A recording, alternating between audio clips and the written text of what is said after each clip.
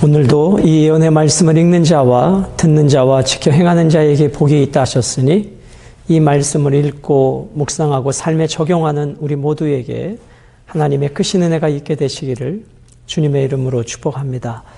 오늘 함께 묵상하실 본문은 이사야 65장 17절로 25절의 말씀입니다.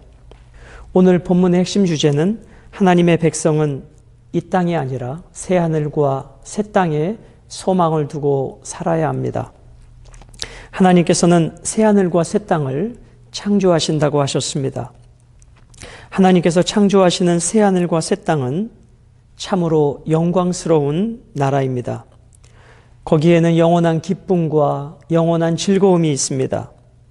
또한 하나님의 백성을 괴롭힐 만한 것이 어떠한 것도 존재하지 않는 나라입니다.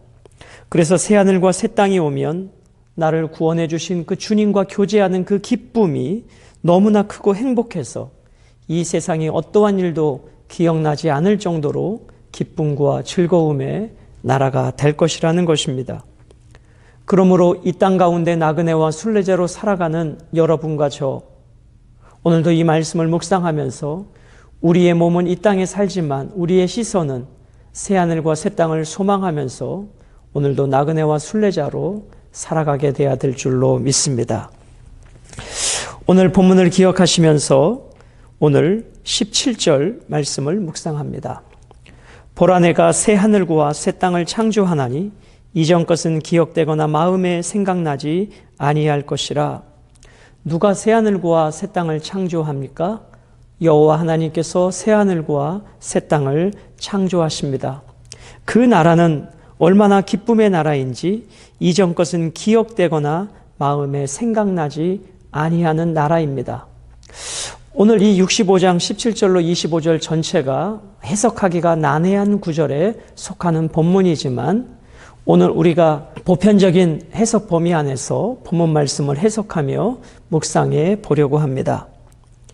그 기쁨의 나라는 얼마나 기쁨의 나라인지 이 땅에서 받았던 수고와 슬픔, 눈물, 고통, 탄식은 전혀 기억나지 않는 새 하늘과 새 땅인 것입니다.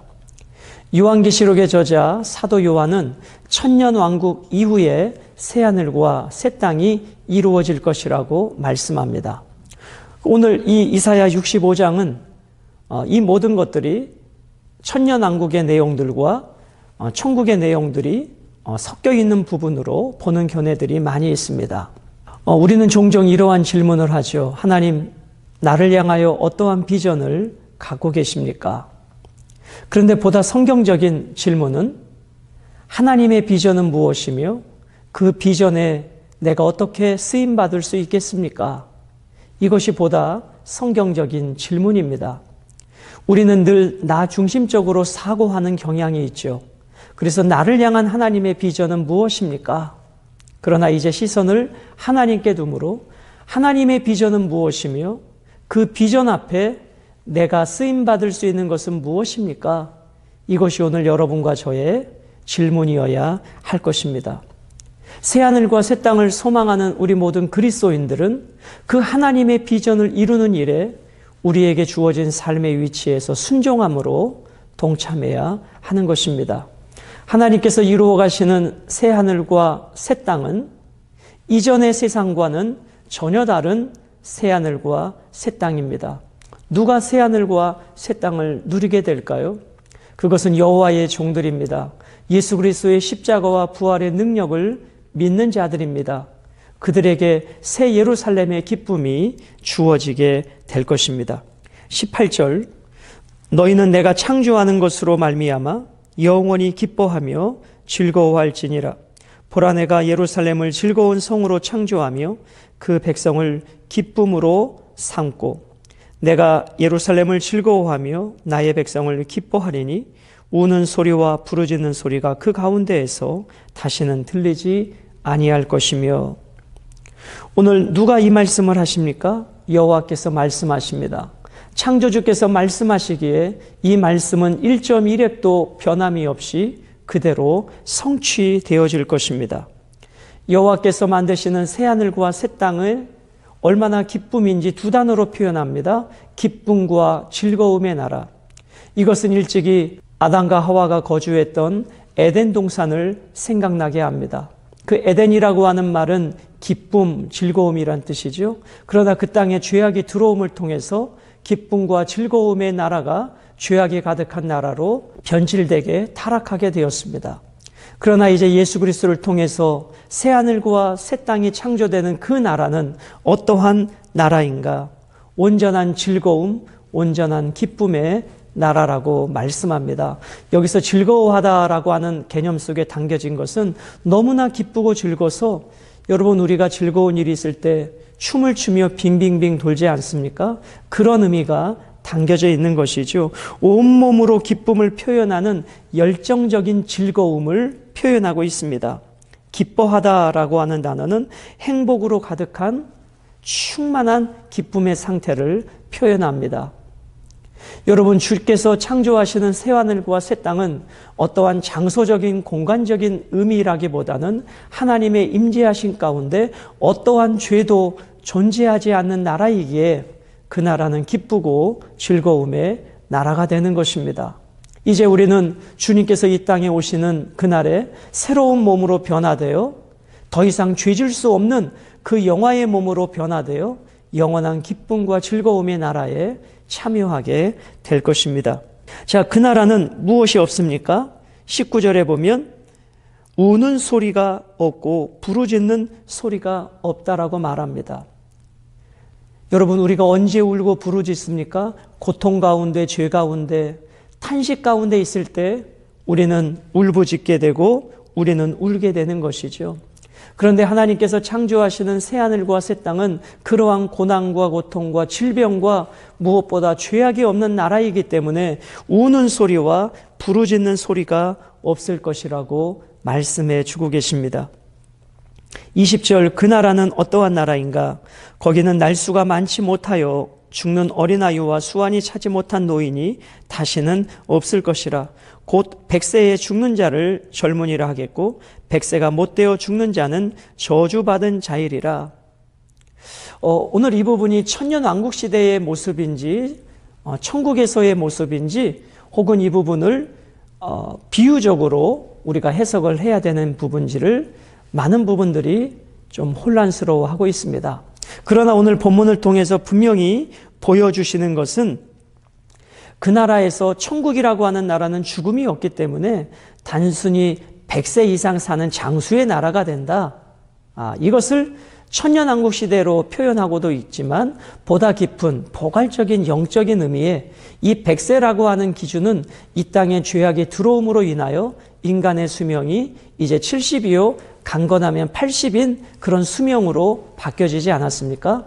그러므로 이 100세 이상을 산다라고 하는 의미는 단순하게 산술적인 의미의 100세라기보다는 죽지 않은 영원한 나라, 죽음이 없는 그 나라로 우리가 이해하는 것이 천년왕국이나 새하늘과 새 땅 영원한 천국의 의미 속에서 그렇게 해석하는 것이 보다 좋지 않을까를 생각해 보는 것입니다. 자, 그 나라는 어떠한 나라인가? 21절에 그들이 가옥을 건축하고 그 안에 살겠고 포도나무를 심고 열매를 먹을 것이며 그들이 건축한 데에 타인이 살지 아니할 것이며 그들이 심은 것을 타인이 먹지 아니하리니 이는 내 건축한 데에 타인이 살지 아니할 것이며 그들이 심은 것을 타인이 먹지 아니하리니 이는 내 백성의 수완이 나무의 수완과 같겠고 내가 택한 자가 그 손으로 일한 것을 길이 누릴 것이다. 자, 그 나라는 어떠한 나라인가? 노동의 열매를 먹게 되는 나라입니다. 그 수고가 헛수고가 되지 않는 나라입니다.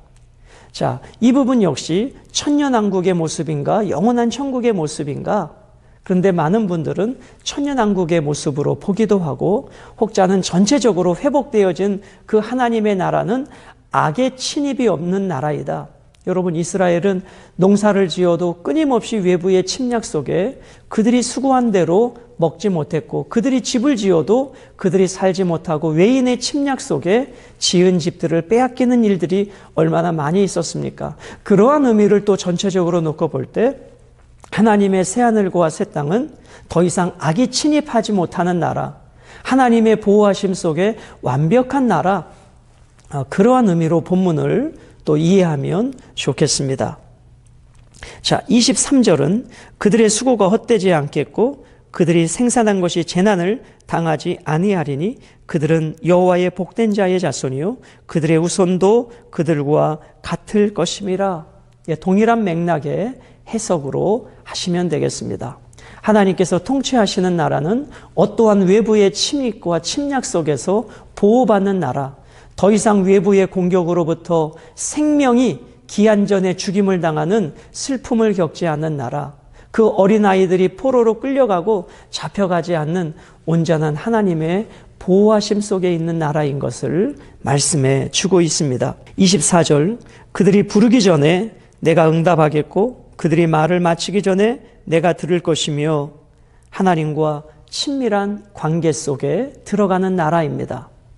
사랑하는 여러분, 하나님과 나 사이에 죄악에 막힌 담이 있을 때 우리가 아무리 많이 구하여도 하나님은 듣지 않으시겠다고 말씀하십니다. 그러나 하나님께서 회복시키시는 그 나라는 더 이상 하나님과 우리 사이에 막힌 담이 없어서 우리가 구하기 전에 우리에 있어야 할 것을 아시는 하나님과의 친밀한 영적 관계로 들어가는 나라임을 말씀해 주고 있는 것입니다. 25절, 이리와 어린 양이 함께 먹을 것이며 사자가 소처럼 짚을 먹을 것이며 뱀은 흙을 양식으로 삼을 것이니 나의 성산에서는 해함도 없겠고 상함도 없으리라 여호와께서 말씀하시니라. 여러분, 이사야 선지자가 예언했던 이 새하늘과 새 땅은 이사야 선지자 시대에는 성취되지 않았습니다. 그러나 이것이 언제 성취되었습니까?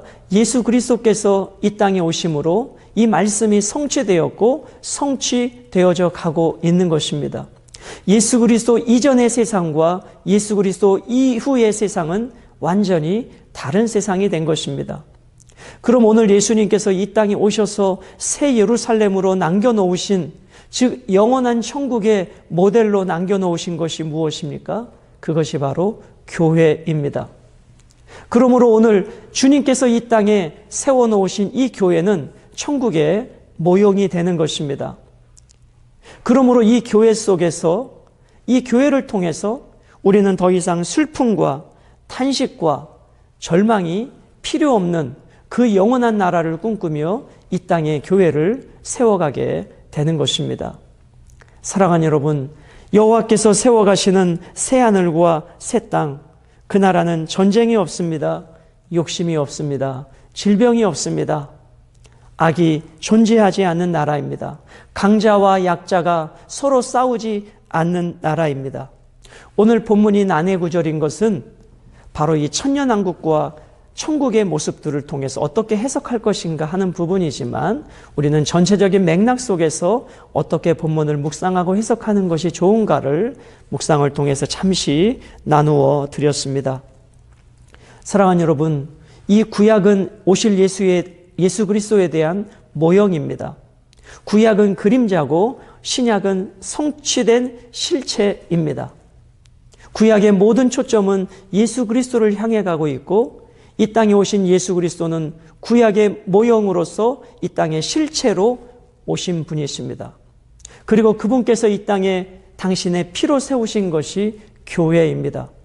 그러므로 우리는 이 교회를 사랑하고 이 교회를 통해서 영원한 기쁨을 경험하고 하나님의 말씀이 성취되어지는 것을 경험하고 하나님과 우리 사이의 진정한 교제를 맛보는 것이 바로 주님이 세우신 교회입니다.